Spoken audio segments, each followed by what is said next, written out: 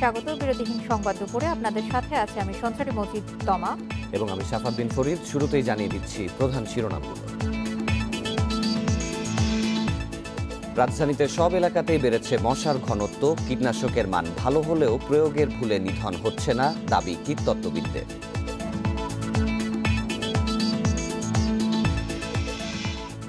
জঙ্গি সংগঠন হরকাতুল জিহাদের প্রধান সমন্বয়ক মাইনুল সহ ৩ জন গ্রেপ্তার। অস্ত্র সংগ্রহ ও পাহাড়ি এলাকায় প্রশিক্ষণে জড়িত বলছে পুলিশ। জিকে শামীমের দুর্নীতিতে জড়িত গণপূর্তের প্রকৌশলীদের প্রমাণের অভাবে দায় মুক্তি দিচ্ছে দুদক। যোগসাজশের সংখ্যা টিআইবির।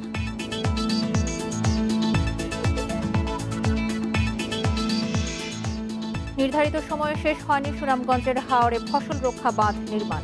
আগাম বন্যায় ফসল হারানোর শঙ্কায় কৃষক।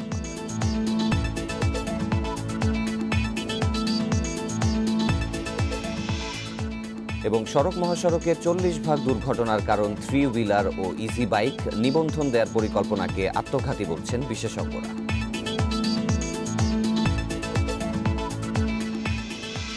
সংবাদ দুপুরের প্রধান শিরোনামগুলো শুনছিলেন, এবারে বিস্তারিত। মশার অত্যাচারে অতিষ্ঠ নগরবাসী। সন্ধ্যা নামলে ঘরে বা বাইরে থাকা দায়। কীটতত্ত্ববিদরা বলছেন রাজধানীর সব এলাকাতেই বেড়েছে মশার ঘনত্ব। কীটনাশকের মান ভালো উল্লেখ করে তারা বলছেন প্রয়োগের ভুলের কারণেই মশা নিধন হচ্ছে না। রাজধানীর জলাশয়গুলোর দিকে তাকালে মনে হয় মশার চাষ হচ্ছে। ঝাঁকে ঝাঁকে মশা জলাশয়গুলোতে। সন্ধ্যা নামার সঙ্গে সঙ্গেই শুরু হয় বাসাবাড়িতে উপদ্রব। নিয়মিত কীটনাশক না ছিটানোর অভিযোগ তো আছেই। এই ময়লা পানির কারণে কিন্তু এখানে মশা বেশি। সিটি কর্পোরেশনে এটাকে ময়লা পরিষ্কার করার পরে এই কয়েকদিন আগে দিছে আবার ওই মশা মারার যে ওষুধ দেয়, সেটা ওষুধ দেওয়ার পরে এখন আর তো দেখা যায় না কয়েকদিন থেকে। সিটি কর্পোরেশনের কাজ কেমন আমরা আর কিছু কইতারি না এগুলা। আঙ্গ বাসা সন্ধ্যার পরে মনে করেন বিমানের মতন উড়ে মশা। অতিরিক্ত ভাই মশায় কামড়ায়, এনে ধুমা দিলে ধুমা গিয়া মশা আরো বাড়ে। মশা নিয়ন্ত্রণে 2 সিটি কর্পোরেশনের পরিকল্পনায় ঘাটতি রয়েছে বলে মনে করছেন কীটতত্ত্ববিদরা। বলছেন কর্তৃপক্ষের অবহেলাতেই ভোগান্তিতে নগরবাসী। কিউরেক্স মশার ঘনত্ব আমরা প্রতি ডিপে পেয়েছি লার্ভার ক্ষেত্রে 10 থেকে 15। সেখানে 2021 সালের ফেব্রুয়ারিতে আমরা পেয়েছি কিউরেক্স মশার লার্ভার ঘনত্ব প্রতি ডিপে 50-এর উপরে, যেটি অন্যান্য সময়ের তুলনায় অনেক বেশি। আগের কীটনাশক মশা নির্মূল করতে পারছে না। দক্ষিণ ঢাকার মেয়রের এমন মন্তব্যের প্রেক্ষিতে কীটতত্ত্ববিদরা বলছেন কীটনাশকের মান ভালো থাকা সত্ত্বেও প্রয়োগ ভুলেই বেড়েছে মশা। সিটি কর্পোরেশনের প্রতিটি কীটনাশকই কার্যকর, তবে কীটনাশকগুলোর পরিমাণ, ঘনত্ব এবং কতদিন পর পর স্প্রে করতে হবে এবং কোন জায়গাতে কী পরিমাণ স্প্রে করতে হবে সেটি যদি সঠিকভাবে, সঠিক মাত্রায়, সঠিক সময়ে কীটনাশকটি প্রয়োগ করা হয় তাহলে আমার মনে হয় সেই কীটনাশকটি কার্যকর হবে। ঝড় বৃষ্টি হলে প্রাকৃতিকভাবে মশার উপদ্রব কিছুটা কমবে বলছেন কীটতত্ত্ববিদরা। বন ইবনে কামাল, ইন্ডিপেন্ডেন্ট নিউজ, ঢাকা। নিষিদ্ধ জঙ্গি সংগঠন হরকাতুল জিহাদের প্রধান সমন্বয়ক সহ 3 জনকে গ্রেপ্তার করেছে পুলিশের কাউন্টার টেরোরিজম ইউনিট। বৃহস্পতিবার বিকেলে রাজধানীর সায়দাবাদ এলাকায় অভিযান চালিয়ে তাদের গ্রেপ্তার করা হয়। এ সময় তাদের কাছ থেকে জিহাদি বই, মোবাইল ফোন, দেশীয় অস্ত্র উদ্ধার করা হয়। জব্দ করা হয়েছে একটি গাড়ি। কাউন্টার টেরোরিজম ইউনিট জানায় গ্রেপ্তারকৃতরা হলেন প্রধান সমন্বয়ক মাইনুল ইসলাম এবং সক্রিয় সদস্য শেখ সোহান সাদ ও মুরাদ হোসেন। মাইনুলের নেতৃত্বে সংগঠনটির অন্য সদস্যরা দল পুনর্গঠন, সূরা কমিটি প্রস্তুতকরণ, অস্ত্রের যোগান নিশ্চিতকরণ এবং পাহাড়ি এলাকার সদস্যদের প্রশিক্ষণের ব্যবস্থার সঙ্গে জড়িত ছিলেন। বিভিন্ন পরিচয়ে দেশের 64 জেলায় সংগঠনের কর্মকাণ্ড ছড়িয়ে দেওয়ার কাজ করছিলেন সদস্যরা। গ্রেপ্তার 3 সদস্য 21 আগস্ট গ্রেনেড হামলা মামলা ও 2000 সালে কোটালীপাড়ায় শেখ হাসিনার গাড়িবহরে হামলার মামলার দণ্ডপ্রাপ্ত আসামিদের নির্দেশে সাংগঠনিক কাজ পরিচালনা করে আসছিলেন। এর আগে তারা জঙ্গি কার্যক্রমের সঙ্গে যুক্ত থাকার দায়ে গ্রেপ্তার হয়েছিলেন বলেও জানায় কাউন্টার টেরোরিজম ইউনিট।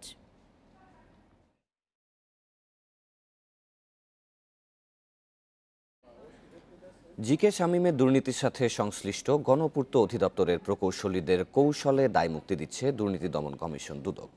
টিআইবির আশঙ্কা অনুসন্ধান কাজে দুর্বলতা কিংবা পারস্পরিক যোগসাজশের মাধ্যমে অনেকেই ছাড় পেয়ে যাচ্ছেন।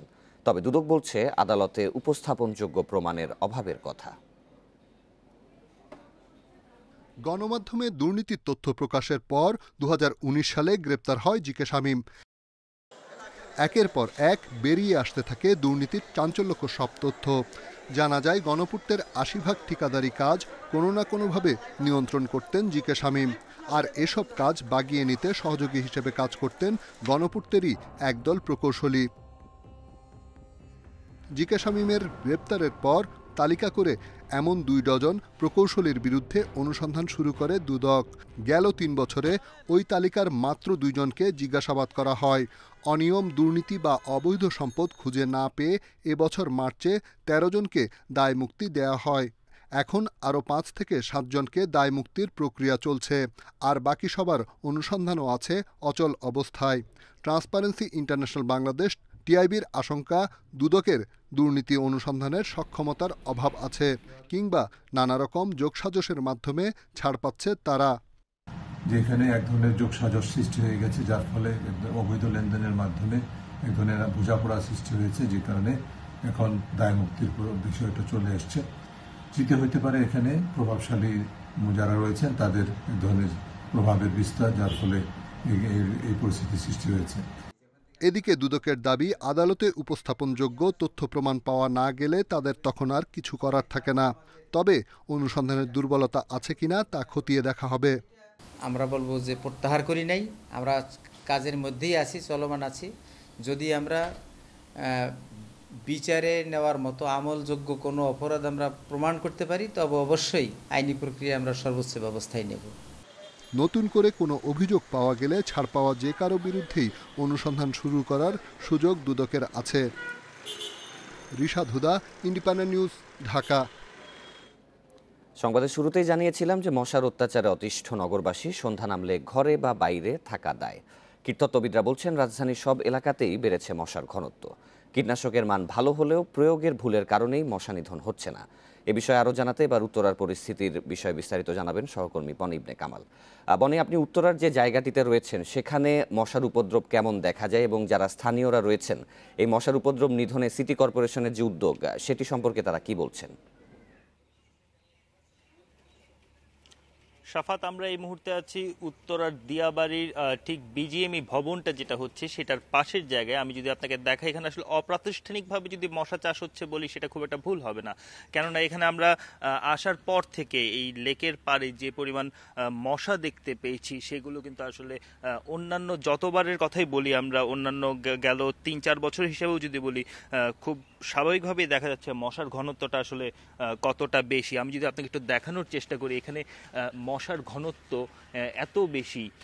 আমরা এই বিষয়ে যখন কীটতত্ত্ববিদের সাথে কথা বলেছিলাম, তারাও কিন্তু আমাদেরকে জানিয়েছিলেন যে আসলে অন্যান্য গত কয়েকবারের তুলনায় এবার এই মশার যে উপদ্রব সেটা অনেক বেশি, এবং গত 5 বছরের তুলনায় এবার কিউলেক্স মশা প্রায় 4 গুণ বেশি। আমরা কীটতত্ত্ববিদদের সাথে কথা বলে যদ্দূর জানতে পারি যে রাজধানীর উত্তরার এই 17 নম্বর সেক্টর, তারপর যাত্রাবাড়ির ডেমরা এলাকার কিছু জায়গায় কিন্তু মশার ঘনত্ব সবচেয়ে বেশি, এবং তার ভিত্তিতে আমরা আসলে এখানে আসি দেখতে যে কি অবস্থা বা পরিস্থিতিটা কেমন।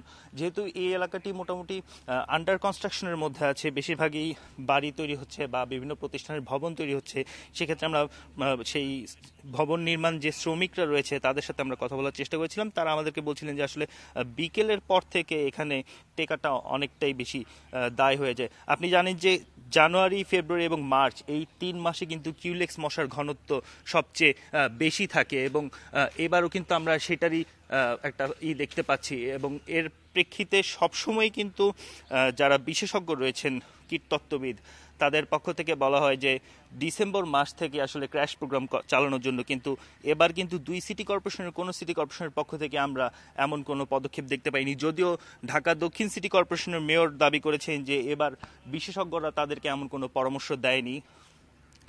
তারপরও তিনি বলছেন যে যে মিশ্রণটি বা যে ওষুধ, যে কীটনাশকটি ব্যবহার করা হচ্ছে সেটি যখন পরিবর্তন হবে তখন অবস্থার কিছুটা উন্নতি হবে। কিন্তু তারপরও কিন্তু আমরা দেখতে পাচ্ছি যে এই কীটনাশকগুলোর পরিবর্তনের আগেই এখনও যে কীটনাশকগুলোর কথা বলা হচ্ছে, অর্থাৎ যেগুলো আসলে খুব একটা কার্যকরী নাই, সেগুলোও কিন্তু এখন বিভিন্ন জায়গায় ছিটানো হচ্ছে, যার ফলে খুব একটি কাজে আসছে না। আর যখন আমরা কীটতত্ত্ববিদের সাথে কথা বলেছিলাম, তারা বলছেন যে আসলে বর্তমানে যে ওষুধটি রয়েছে 2 সিটি কর্পোরেশনের কাছে, সেই ওষুধগুলোর মান নিয়ে তাদের কোনো প্রশ্ন নেই, কিন্তু সেই ওষুধগুলো যে পরিমাণে মিশ্রণ করার কথা সচরাচর 1.25% সাথে, সেই মিশ্রণের কোনো একটি ঘাটতি রয়েছে এবং কোন জায়গায় কখন ছেটানো উচিত সেই জায়গাটিতে একটা ঘাটতি রয়েছে বলে কিন্তু তারা মনে করছেন, যে কারণে কিনা এবার মশার উপদ্রবটা অনেকটাই বেশি এবং তা নিয়ন্ত্রণে আনা যাচ্ছে না।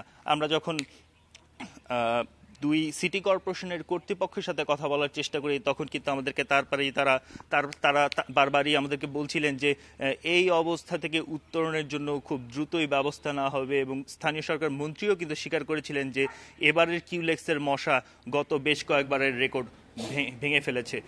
আগামী 2 সপ্তাহ সময় চেয়েছে ঢাকা দক্ষিণের মেয়র, কিন্তু উত্তর সিটি কর্পোরেশন থেকে এমন কোনো ধরনের সময়সীমা কিন্তু বেঁধে দেওয়া হয়নি।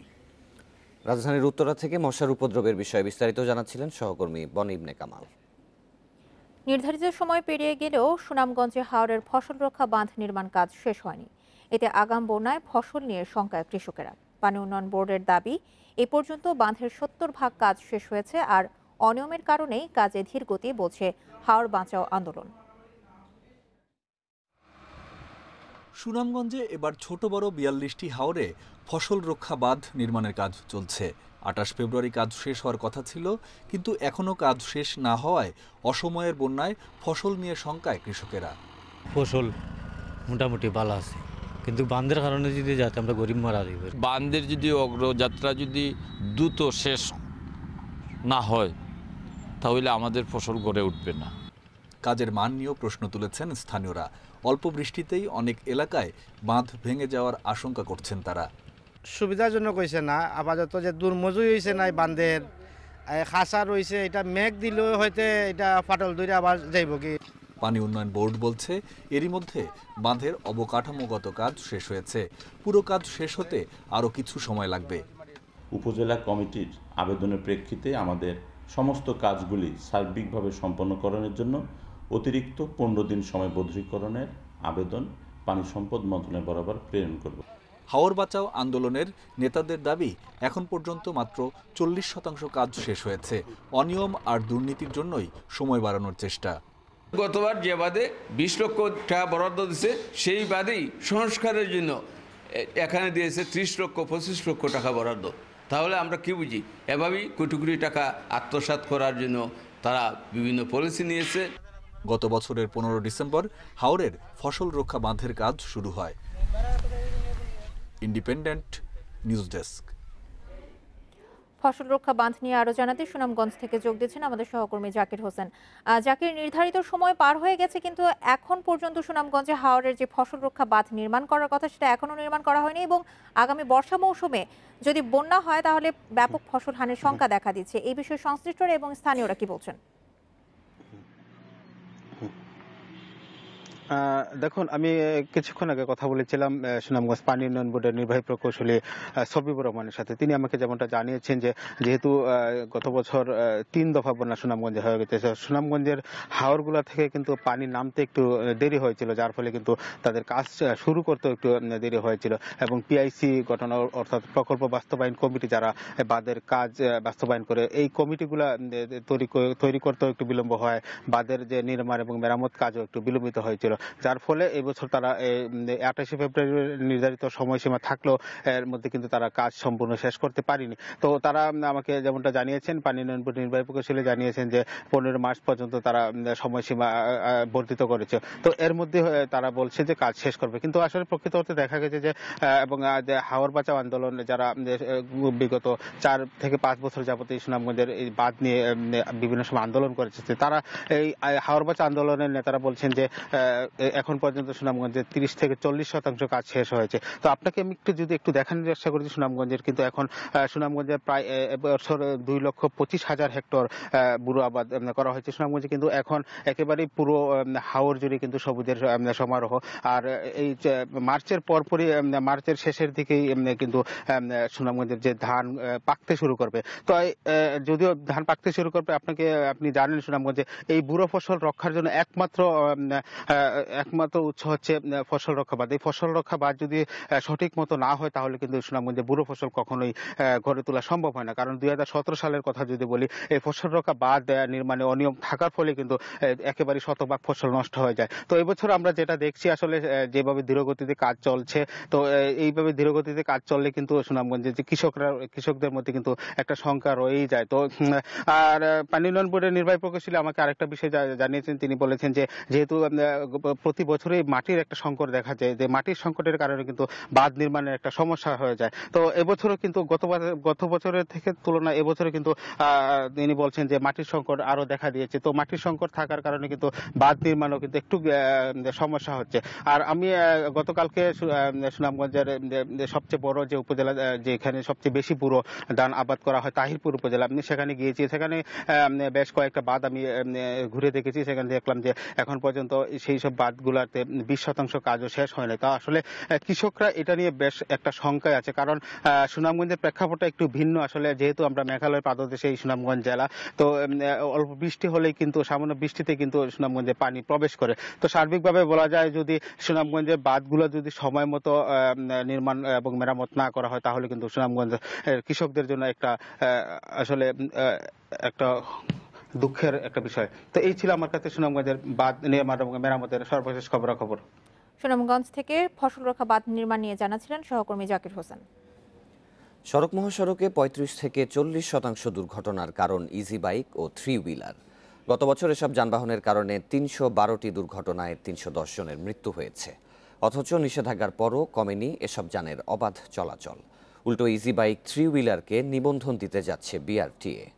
যোগাযোগ বিশেষজ্ঞরা বলছেন, বিশৃঙ্খল সড়ক ব্যবস্থায় এই সিদ্ধান্ত আত্মঘাতী। বুয়েটের গবেষণায় উঠে এসেছে 5 বছরে সড়ক দুর্ঘটনায় মারা গেছে প্রায় 18,000। শুধু গেল বছরই সড়ক দুর্ঘটনায় মারা গেছে 3,558 জন, আহত হয়েছে 4,410 জন। এর মধ্যে ইজি বাইক 3 হুইলারের কারণে মৃত্যু হয়েছে 310 জনের, আহত প্রায় 400। বুয়েট বলছে দুর্ঘটনায় মৃত্যুর 35 থেকে 40 ভাগের দায় ইজি বাইক, অটোরিকশা, নসিমন, করিমন বা 3 হুইলারের মতো ইলেকট্রিক যানবাহনের। 2014 সালে এসব যান চলাচলে নিষেধাজ্ঞা দেয় হাইকোর্ট। পরের বছর 22টি মহাসড়কে 3 চাকার যান চলাচল বন্ধের ঘোষণা দেয় সরকার। কিন্তু এসবের কোনো কিছুই তোয়াক্কা করছে না চালক ও মালিকরা, এমনকি তাদের ঠেকানোরও কেউ নেই। আমরা যে হরেন দিয়ে সতর্ক করবো যে একটু সাইড নিলে আমরা আরামে বাইরে হয়ে যাচ্ছে, সেটা করে না ওরা কখনো। হয় ওরা রোডে চলে আসে, ওরা বাইরে নামতে পারে না, ওদের জন্য গাড়ি বড় বড় গাড়ি যাইতে পারে না, তখন দুর্ঘটনা ঘটে। চালাচ্ছি তো আমি তো একাই না, কারণ সবই চালাচ্ছে, এর লেগে আমরা চালাই। এসব যান নিয়ন্ত্রণে আনতে নিবন্ধন দেওয়ার চিন্তা করছে সড়ক পরিবহন কর্তৃপক্ষ বা বিআরটিএ। বিআরটিএর হিসেবে সারা দেশে নিবন্ধিত গাড়ির সংখ্যা 45,70,000-এর মতো। এর মধ্যে প্রায় 7.5 লাখ গাড়ি চলছে লাইসেন্সবিহীন চালক ছাড়া। পাশাপাশি অনিবন্ধিত গাড়ি রয়েছে লক্ষাধিক। অথচ এসবের বিরুদ্ধে কার্যকর কোনো ব্যবস্থা নিতে পারছে না বিআরটিএ বা ট্রাফিক পুলিশ। এর উপর ইজি বাইক বা 3 হুইলারের নিবন্ধন দিলে সড়কে বিশৃঙ্খল পরিস্থিতি আরও বেশি হবে, যা ক্যান্সারের সমতুল্য বলে মনে করছেন বিশেষজ্ঞরা।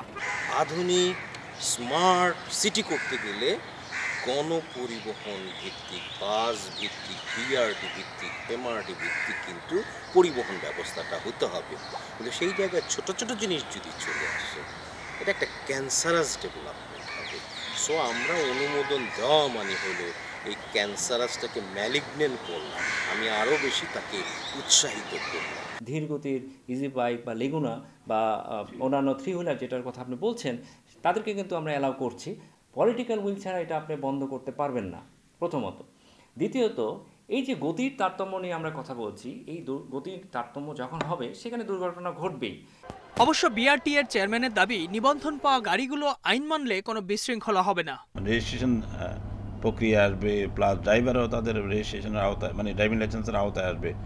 এখানে শৃঙ্খলা বিশৃঙ্খলার যে বিষয়টা, এটা হলো কিন্তু আইন মানলে সব কোনো বিশৃঙ্খলার এখানে বিষয় নেই। সড়কে আইন না মানার প্রবণতা বেশি, আইন মানাতেও সক্রিয় নয় আইন শৃঙ্খলা বাহিনী। ফলে শৃঙ্খলা ফেরানো নিয়ে সন্দেহ থেকেই যাচ্ছে বিশেষজ্ঞদের। Ijazur Rahman, independent news, Dhaka. দেখছেন বিরতিহীন সংবাদ দুপুর। এরপর অন্যান্য খবরের সাথে আরো যা দেখবেন। মুজিবনগর থেকে কলকাতা পর্যন্ত স্বাধীনতা সড়ক নির্মাণ কাজ শেষ পর্যায়ে 50 বছর পূর্তিতে 26শে মার্চ উদ্বোধন করবেন দুই দেশের প্রধানমন্ত্রী। কাতারের সাজাপ্রাপ্ত লক্ষ্মীপুরের এমপি পাপুলের আসনে উপনির্বাচন ঘিরে তোড়জোড়। আওয়ামী লীগ ও বিএনপির একাধিক মনোনয়ন প্রত্যাশী।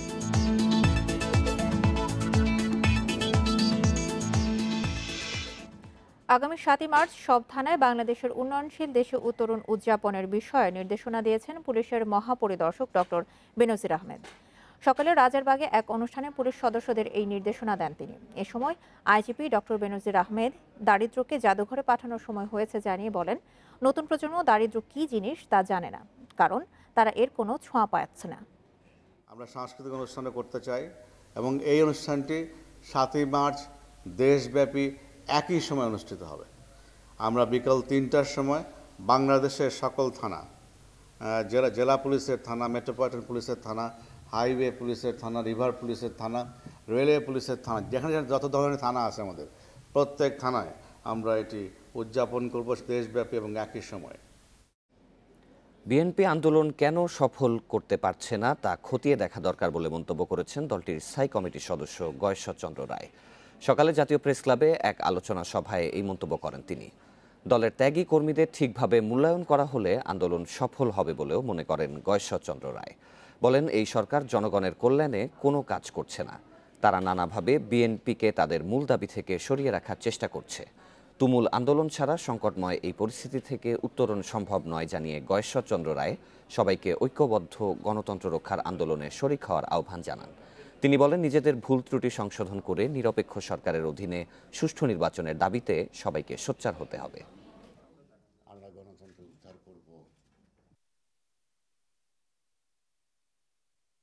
যারা অবৈধভাবে অর্থ সম্পদ লুট করে তাদের প্রাধান্য দলের মধ্যে বেশি থাকে। নিবেদিত অনাহারে যারা দিন কাটায়, আদর্শের জন্য যারা লড়াই করে, তারা ওই পদবঞ্চিতর মতো হাহাকার করে রাস্তায় রাস্তায় গুমড়ে গুমড়ে কাঁদে। আদর্শটা লালন করে কোনো মতো টিকে থাকে, কিন্তু দলের মধ্যে তারা কোনো কর্তৃত্ব করতে পারে না, কর্তৃত্ব পায় না। এইটাই আমার মনে হয় এই 13 বছর ভোগান্তির মূল কারণ। স্বাধীনতার 50 বছর পূর্তি উপলক্ষে মুজিবনগর থেকে কলকাতা পর্যন্ত স্বাধীনতা সড়কের উদ্বোধন 26শে মার্চ। এতে অংশ নেবেন দুই দেশের প্রধানমন্ত্রী।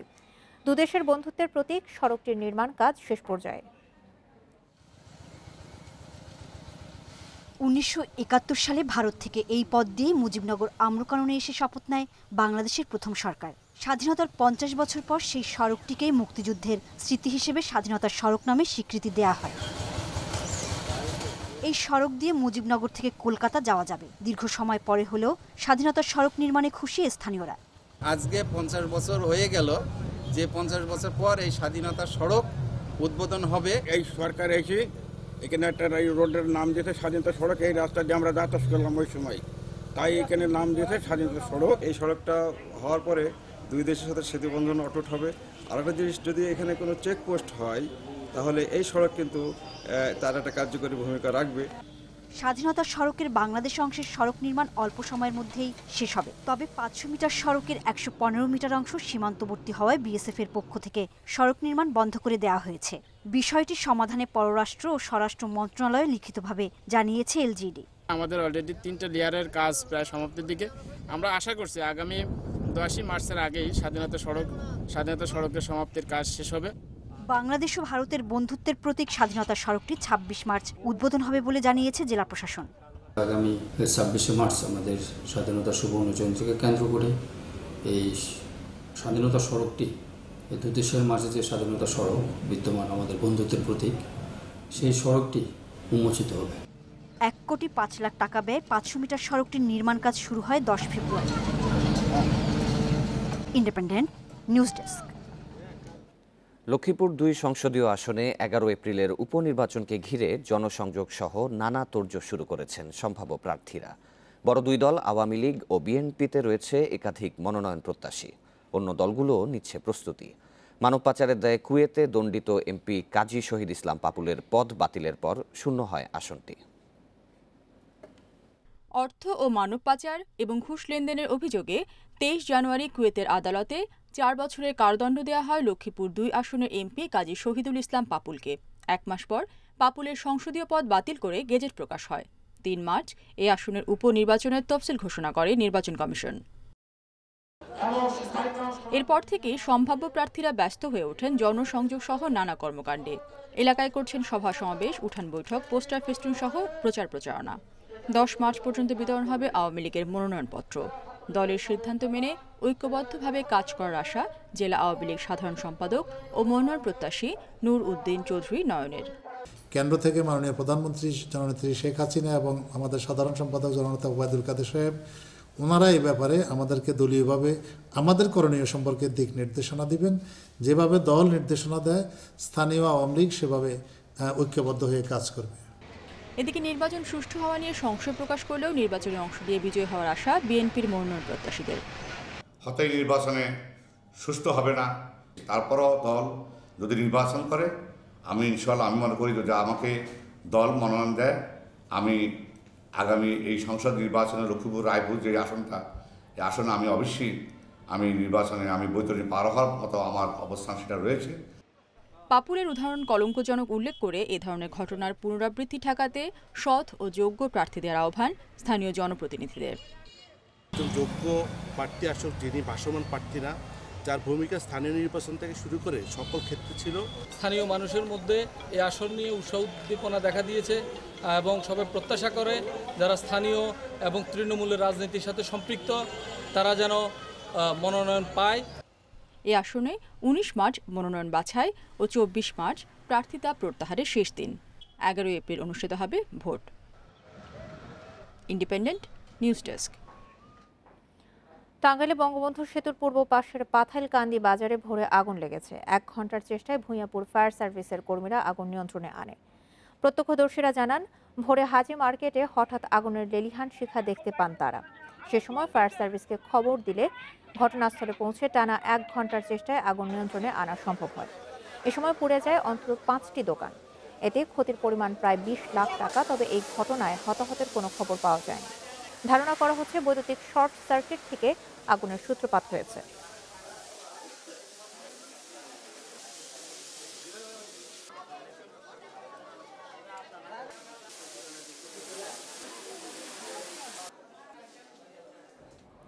আপনারা দেখছেন বিরতিহীন সংবাদ দুপুর।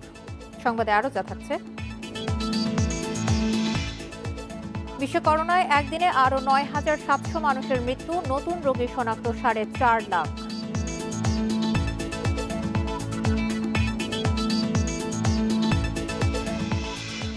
এবং আয়ারল্যান্ড উলভসের এক ক্রিকেটারের করোনা শনাক্ত, বাংলাদেশ ইমার্জিং দলের সঙ্গে চলমান প্রথম ওডিআই স্থগিত।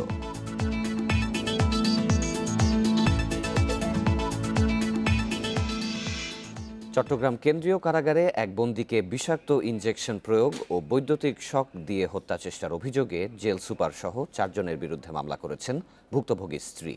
বৃহস্পতিবার দুপুরে মহানগর দায়রা জজ শেখ আশফাকুর রহমানের আদালতে এই মামলাটি দায়ের করা হয়। সে সময় মামলা আমলে নেয় আদালত।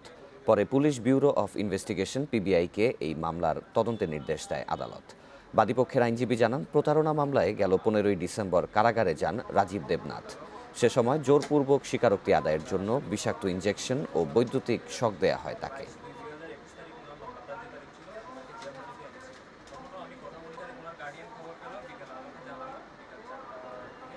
আজকে আমরা একটি অতিরিক্ত পিটিশন দিয়েছি। সেই পিটিশনটি হচ্ছে অত্র নির্যাতন এবং হেফাজতে মৃত্যু আইন নিবারণ আইন 2013 এর 11 ধারা মোতাবেক যে নিরাপত্তা বিধান। নিত্য প্রয়োজনীয় পণ্যের বাজারের অস্থিরতা কাটছেই না। আলু, পেঁয়াজ, চাল, ভোজ্য তেলের বেশি দামের সঙ্গে যোগ হয়েছে মুরগি। বাড়তি দামে পণ্য কিনে বাজেট মেলাতে পারছেন না নির্দিষ্ট আয়ের ক্রেতারা। সরকারের পদক্ষেপের পর লিটারে 10 টাকা কমেছে ভোজ্য তেলের দাম। তবে এখনও নিম্ন আয়ের মানুষের নাগালের বাইরে। আর আমদানির পরও চালের দাম কমছে না, উল্টো বাড়ছে অল্প অল্প করে। 1 টাকা 1.5 টাকা আটানো এরকম ডিফারেন্স আছে, মানে একটু বাড়তে কমে নেই, আবার একদম বেশিও বাড়ে নেই, কিছু রেট কমছে। আগে ধরেন রূপচাঁদা রেট ছিল 685 টাকায় রেট, এখন ওই রেট আসছে 630 টাকায় আর কি। এদিকে এতদিন নাগালে থাকলেও গত সপ্তাহ থেকে বাড়ছে মুরগির দাম। প্রতি কেজি ব্রয়লার মুরগি বিক্রি হচ্ছে 155 থেকে 160 টাকায়। এই ছোট্ট একটা মুরগি নিলাম 175 টাকা দাম, কি করবো, দাম হলেও তো খাইতে হবে। দেশি মুরগি যেগুলো 400 350 400 টাকা করে পিস কেনা হতো, সেগুলো আজকে 450 থেকে 500 নিচে না। নিত্যপণ্যের দামে অস্থিরতার প্রভাব পড়ছে নির্দিষ্ট আয়ের ক্রেতার বাজেটে। ধরেন আমার প্রয়োজন 1 কেজি, আমার সেখানে হাফ কেজি বা 3 পনিয়া তো বাজার ফিরে যাইতেছে, কারণ বাজারটা আমার ওইভাবে বাজেট নিয়ে আসছি। বছরে বেতন বাড়ে 1000 টাকা, কিন্তু বছরে জিনিসপত্রের দাম বাড়ে 3000 টাকা, 2000 টাকা আমাদের ঘাটতি থাকে।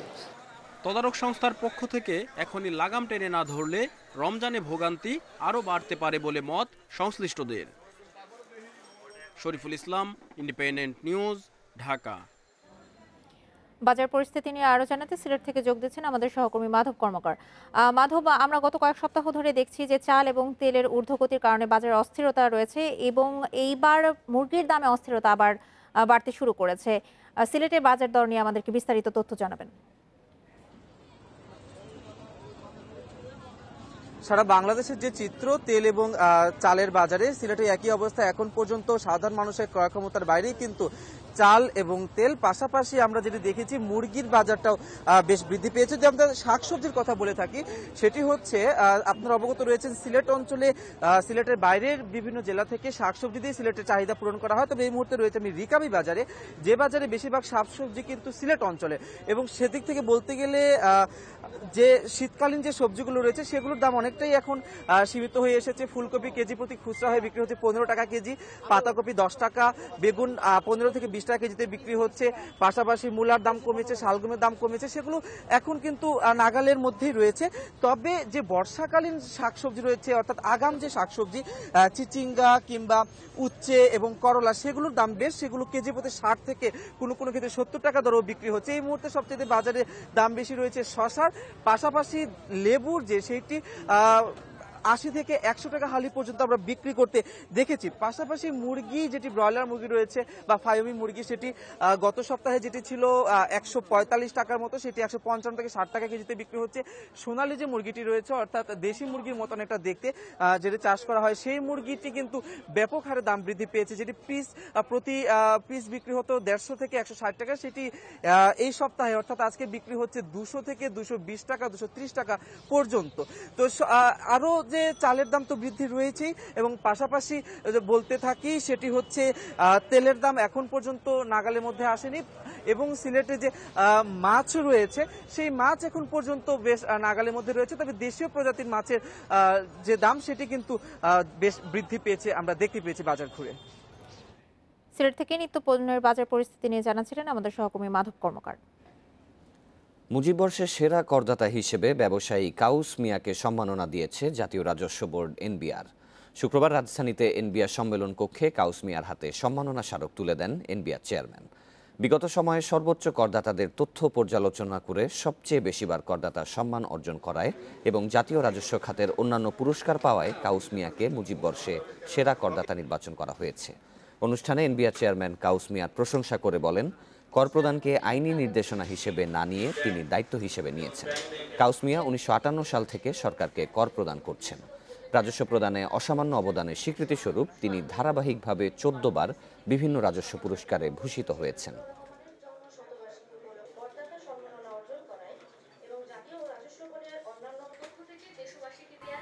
কাউস মিয়াকে অন্য সবার সাথে তুলনা করতে চাইনি এবং তিনি তুলনীয় নন। কর প্রদানের এই যে মানসিকতা, এই যে আগ্রহ, এই যে দায়িত্ববোধ, এটি আরও অনেক করদাতাদের ভিতরে সংক্রামিত হবে এবং তারা কর প্রদান করে রাষ্ট্রের অর্থনীতিকে শক্তিশালী করবে। আনন্দ 71 বছর ব্যবসার এই আনন্দ আমি আর পাইনি। মনের আনন্দ মাননীয় প্রধানমন্ত্রী তার বাপের স্মৃতি যে আমাকে যেগুলো আজ আমি এই জাতির পিতা বঙ্গবন্ধুকে আমার তার রোহর আত্মার আমি কামনা করি যে আমি। বগুড়ায় উৎপাদিত বিভিন্ন পণ্য রপ্তানি করে কয়েকটি প্রতিষ্ঠান বছরে গড়ে আয় করছে সোয়া 5 কোটি মার্কিন ডলারের বেশি। ব্যবসায়ী নেতারা বলছেন, সরকারের সহযোগিতা পেলে নতুন বাজার সৃষ্টির পাশাপাশি রপ্তানি আয় আরও বাড়বে। বগুড়া থেকে পাটজাত দ্রব্য, ভোজ্য তেল, কৃষি পণ্য ও কৃষি যন্ত্রাংশ সহ 7 ধরনের পণ্য রপ্তানি করে বিভিন্ন প্রতিষ্ঠান। ভারত, নেপাল ও মালয়েশিয়ার পাশাপাশি যুক্তরাজ্য, যুক্তরাষ্ট্র আর রাশিয়ায় যাচ্ছে এসব পণ্য। সবচেয়ে বেশি রপ্তানি হয় ভারতে। অল্প পুঁজি দিয়ে আমরা শুরু করেছি, বিধায় এই অল্প পুঁজিতে শুরু করায় আমাদের একটা সমস্যা হলো যে আমরা সিডের কোয়ালিটি মেনটেন করতে পারছি না। আর আমাদের ব্যাংক ইন্টারেস্টটা যদি এরকম সিঙ্গেল ডিজিটে রাখা যায়, হ্যাঁ, পাশাপাশি যদি উন্নত মেশিনের সহযোগিতা আমরা পাই, তাহলে ভবিষ্যতে আমরা এই শিল্পকে ধরে রেখে আগামীতে আরও বাড়াইতে পারি। তবে বগুড়ার সুস্বাদু দই ও আঠালো আলু সহ অন্যান্য পণ্য রপ্তানিতে সরকারি সহযোগিতা পেলে সৃষ্টি হবে নতুন বাজার আর বাড়বে রপ্তানি আয়, বলছেন ব্যবসায়ী নেতারা। বগুড়াতে একটা বিমানবন্দর আসলে খুব বেশি প্রয়োজন। এখানে বহু ইনভেস্টমেন্ট এখানে আসতে চাই, কিন্তু তারা এই যোগাযোগের এই ক্ষেত্রটার কারণেই কিন্তু অনেক ইনভেস্টমেন্ট আমরা এখানে নিতে পারতেছি না। আমাদের বিশ্বাস, যদি বিমানবন্দর এবং ইকোনমিক জোন এই দুটো যদি পাশাপাশি তৈরি হয়, বগুড়ার রূপ চেহারা খুব অল্প সময়ের মধ্যে চেঞ্জ হবে বলে আমরা ব্যবসায়ী নেতৃবৃন্দ বিশ্বাস করি। বগুড়া থেকে নতুন নতুন পণ্য রপ্তানি আর বাজার সৃষ্টিতে সহযোগিতার কথা জানিয়েছে প্রশাসন।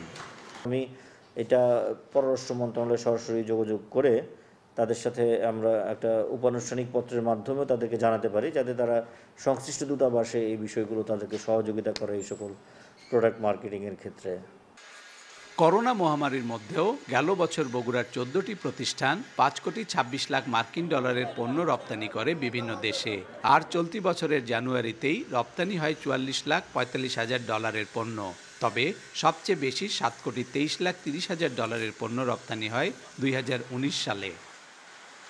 Hasibur Rahman, independent news, Bogura. পহেলা মার্চ থেকে পদ্মা মেঘনায় ইলিশের অভয়ারণ্যে বন্ধ সব ধরনের মাছ ধরা। নিষেধাজ্ঞা কার্যকরে জেলা টাস্ক ফোর্সের অধীনে জেলা প্রশাসন, মৎস্য বিভাগ, কোস্টগার্ড ও নৌপুলিশের যৌথ উদ্যোগে চলছে নিয়মিত অভিযান।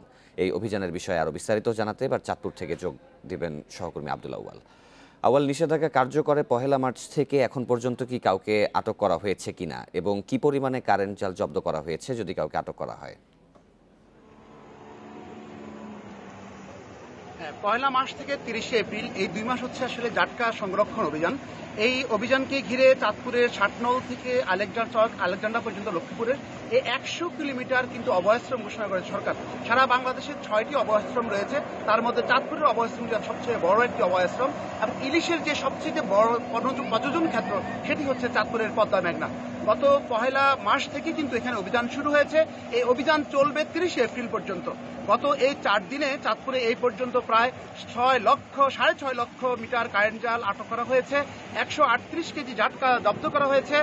এই পর্যন্ত 7 জন জেলেকে জেল জরিমানা দেওয়া হয়েছে। আমরা আজকের যে অভিযান সেটা সম্পর্কে যদি একটু জানাই, সকাল থেকে কিন্তু কোস্টগার্ড, জেলা টাস্ক ফোর্স, নৌ পুলিশ এবং বিভিন্ন উপজেলা মৎস্য কর্মকর্তাদের নেতৃত্বে এই অভিযান চলছে। আজকে এই পর্যন্ত প্রায় 42,000 মিটার কারেন্ট জাল জব্দ করেছে কোস্টগার্ড চাঁদপুরের। আমরা একটু আগে কথা বলেছিলাম চাঁদপুরের কোস্টগার্ড স্টেশন কমান্ডার লেফটেন্যান্ট আসাদুজ্জামানের সাথে। তিনি যেটা জানিয়েছেন যে কোস্টগার্ড সারা দিন এবং সারা রাত ব্যাপী তার 3টি শিফটে করে এই পর্যন্ত তারা অভিযান করছে। সকাল, দুপুর, রাত্রে এই সারা চাঁদপুরের যে 60 কিলোমিটার নদীর এলাকা রয়েছে, পার্শ্ববর্তী লক্ষ্মীপুর, এই দুটি জেলাতে কিন্তু এখানকার কোস্টগার্ডের যে স্টেশন, সেই স্টেশন কমান্ডার নেতৃত্বে অভিযান চলছে। পাশাপাশি জেলা প্রশাসকের সাথে আমি কথা বলেছিলাম, অঞ্জনা খান মজলিস, তিনি আমাকে যেটা জানিয়েছেন যে এবার সর্বোচ্চ অবস্থা রয়েছে জেলা প্রশাসন, যাতে করে কোনো অবস্থাতেই নিশ্চিত নিরাপত্তার মধ্য দিয়ে এই অভিযানটিকে সম্পূর্ণ করা যায়। কারণ চাঁদপুরের এই ইতিমধ্যেই কিন্তু জেলেরা কিন্তু যে অসাধু জেলে রয়েছে তারা নদীতে নামা শুরু করেছেন এবং জাটকা নিধন শুরু করেছেন। আমরা জেলা মৎস্য কর্মকর্তা আসাদুল বাকির সাথে কথা বলেছিলাম, তিনি জানিয়েছেন এই যে জেলেরা যে এই অভিযানকালীন সময়ে যে 2 মাস নদীতে নামবে না তাদেরকে 4 মাস খাদ্য সহায়তা দেওয়া হবে প্রতি পরিবার প্রতি 40 কেজি করে, এবং এই 2 মাসের খাদ্য সহায়তা কিন্তু ইতিমধ্যে চলে এসেছে এবং সেটি বন্টন করা শুরু হয়েছে। তবে তারা আশা করছেন যে এবারের যদি অভিযান যদি সফল হয় তাহলে নদীতে ইলিশের উৎপাদন আরো অনেকটা বেড়ে যাবে। এই ছিল চাঁদপুর থেকে আমার কাছে জাটকা ইলিশ সংরক্ষণ অভিযানের সর্বশেষ। মাছ ধরার অভিযানে নিষেধাজ্ঞা কার্যকরে বিস্তারিত জানাচ্ছিলেন সহকর্মী আব্দুল আউয়াল। মিয়ানমারের মান্দালেতে অভ্যুত্থান বিরোধী বিক্ষোভে পুলিশের গুলিতে একজন নিহত হয়েছেন। প্রত্যক্ষদর্শীদের বরাত দিয়ে এই তথ্য জানিয়েছে রয়টার্স। এদিকে মার্কিন ফেডারেল রিজার্ভ ব্যাংক থেকে মিয়ানমারের $1 বিলিয়ন সরিয়ে নেওয়ার চেষ্টা আটকে দেওয়া হয়েছে। এছাড়া বিক্ষোভকারীদের নির্বিচারে হত্যার প্রতিবাদে মিয়ানমারের সামরিক জান্তার বিরুদ্ধে সরব দেশটির কূটনীতিকরা। 1 ফেব্রুয়ারি সেনা অভ্যুত্থানের পরপরই 4 ফেব্রুয়ারি নিউ ইয়র্কের ফেডারেল রিজার্ভে রক্ষিত $1 বিলিয়ন সরিয়ে ফেলার চেষ্টা করে মিয়ানমারের সামরিক জান্তা, কিন্তু সেই চেষ্টাকে আটকে দেয় ফেডারেল ব্যাংক। শুধুমাত্র মার্কিন প্রেসিডেন্ট জো বাইডেন অনুমতি দিলেই এই অর্থ দেয়া হবে বলে জানিয়েছে ব্যাংক কর্তৃপক্ষ। আন্তর্জাতিক নিষেধাজ্ঞার ঝুঁকি কমাতে সামরিক শাসকরা নিউ ইয়র্ক ফেড থেকে টাকা সরিয়ে ফেলার চেষ্টা করে বলে রয়টার্সের প্রতিবেদনে জানানো হয়েছে। এদিকে প্রথমে জাতিসংঘের সাধারণ পরিষদে প্রকাশ্যে বিশ্ববাসীকে সামরিক সরকার বিরোধী অবস্থান নেওয়ার আহ্বান জানান মিয়ানমারের রাষ্ট্রদূত। এবার বেসামরিক মানুষকে হত্যার প্রতিবাদে সেনা সরকারকে সর্বোচ্চ সংযম দেখানোর আহ্বান জানিয়েছে ওয়াশিংটনে দেশটির দূতাবাস। তবে রয়টার্সের প্রতিবেদনে বলা হয়, ওয়াশিংটনে মিয়ানমার দূতাবাস সামরিক সরকারের প্রতিনিধিত্ব করছে কিনা তা এখনও স্পষ্ট নয়। মিয়ানমার দূতাবাসের এক কূটনীতিকও পদত্যাগ করেছেন। এদিকে শুক্রবারও ইয়াঙ্গুন সহ বিভিন্ন শহরে বিক্ষোভ করছে গণতন্ত্রকামীরা। আন্দোলনে যোগ দিয়েছেন চিকিৎসকরাও। বিক্ষোভ দমনে আবারও রাবার বুলেট এবং স্টানগান ব্যবহার করেছে পুলিশ। মিয়ানমারের সেনাবাহিনী নিয়ন্ত্রিত টেলিভিশন নেটওয়ার্কের 5টি টিভি চ্যানেল সরিয়ে ফেলেছে ইউটিউব। গণতান্ত্রিক সরকারকে উৎখাত করে সামরিক বাহিনীর ক্ষমতা দখলের প্রতিক্রিয়ায় তারা এ পদক্ষেপ নিয়েছে। এদিকে সামরিক সরকারের আদেশ মানতে নারাজ মিয়ানমারের অন্তত 19 পুলিশ সদস্য বৃহস্পতিবার সীমান্ত পেরিয়ে ভারতে প্রবেশ করে সেখানে আশ্রয় চেয়েছেন। Sadia friend, independent news. যুক্তরাষ্ট্র, ভারত ও এশিয়ার বিভিন্ন দেশে কমে আসলেও মধ্য ও পশ্চিম ইউরোপে ফের বেড়েছে করোনার সংক্রমণ। এতে উদ্বেগ জানিয়েছে বিশ্ব স্বাস্থ্য সংস্থা। বিশ্বে একদিনে মারা গেছে 9,900-র বেশি মানুষ। নতুন রোগী শনাক্ত হয়েছে 4.5 লাখ। এ নিয়ে করোনায় মৃত 25,81,000 ছাড়ালো। আক্রান্ত 11,62 লাখের বেশি। যুক্তরাষ্ট্রের সংক্রমণ 10,000-এর নিচে না নামা পর্যন্ত বিধিনিষেধ শিথিল করা ঠিক হবে না বলে জানিয়েছেন দেশটির সংক্রামক রোগ বিশেষজ্ঞ অ্যান্থনি ফাউচি। এদিকে একদিনে দেশটিতে 1,900 জনের মৃত্যু ও 64,000 নতুন করোনা রোগী শনাক্ত হয়েছে। ক্যালিফোর্নিয়া রাজ্যে 2টি মাস্ক পরা বাধ্যতামূলক করা হয়েছে। ব্রাজিলে একদিনে 1,700 মানুষের মৃত্যু ও নতুন 74,000 রোগী শনাক্ত হয়েছে। আবারও সংক্রমণ বাড়ায় রিও ডি জেনেরিওতে শুক্রবার থেকে কারফিউ জারি হয়েছে। এদিকে ইউরোপীয় ইউনিয়নের চুক্তি ঠিকভাবে না মানায় অস্ট্রেলিয়ায় অক্সফোর্ডের 2.5 লাখ ভ্যাকসিনের একটি চালান আটকে দিয়েছে ইতালি সরকার। ইউ থেকে এ সিদ্ধান্তকে সমর্থন জানানো হয়েছে, তবে এতে অস্ট্রেলিয়ায় কোনো প্রভাব পড়বে না বলে জানিয়েছে দেশটির সরকার। হাঙ্গেরি পৌঁছেছে রাশিয়ায় তৈরি ভ্যাকসিন স্পুতনিক 5-এর প্রথম চালান। স্লোভাকিয়ায় 15,000 অ্যাস্ট্রাজেনেকার ভ্যাকসিন পাঠাবে ফ্রান্স। চীনের সিনোফার্ম ভ্যাকসিন পাঠানোর জন্য আহ্বান জানিয়েছে ইউভুক্ত দেশ চেক রিপাবলিক। ডেনমার্কে এক ব্যক্তির দেহে শনাক্ত হয়েছে ব্রাজিলে পাওয়া করোনার নতুন ধরন। এছাড়াও মেক্সিকোতে একদিনে 857 জন, রাশিয়ায় 475 জন ও ইতালিতে 339 জনের মৃত্যু হয়েছে। কুয়েতে করোনার সংক্রমণের হার বৃদ্ধি পাওয়ায় 1 মাসের জন্য বিকেল 5টা থেকে ভোর 5টা পর্যন্ত কারফিউ জারি করেছে সরকার। পরবর্তী নির্দেশনা না দেয়া পর্যন্ত পর্যটক প্রবেশও নিষেধাজ্ঞা জারি হয়েছে। Lutfa Fauzia, independent news.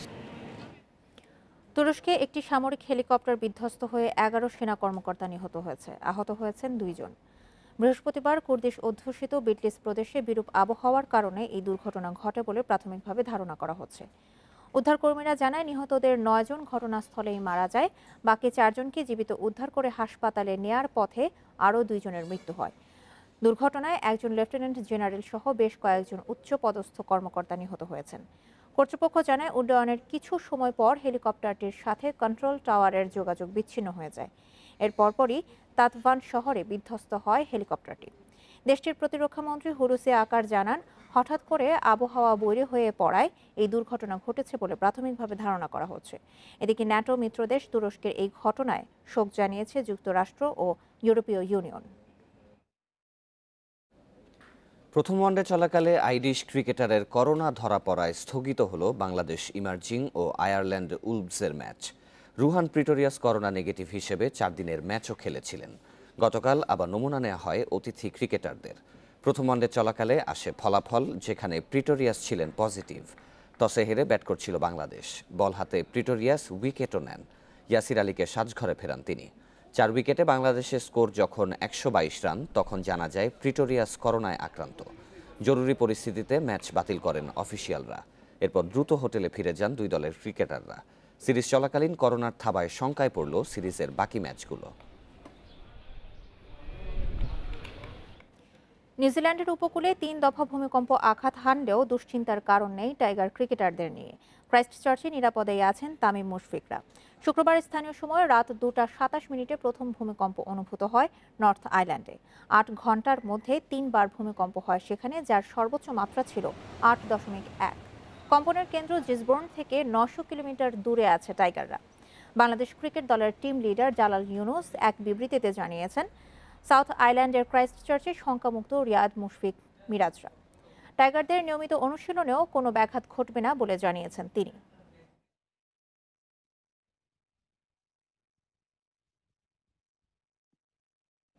ভারতের ছত্তিশগড়ে বসছে তারার মেলা।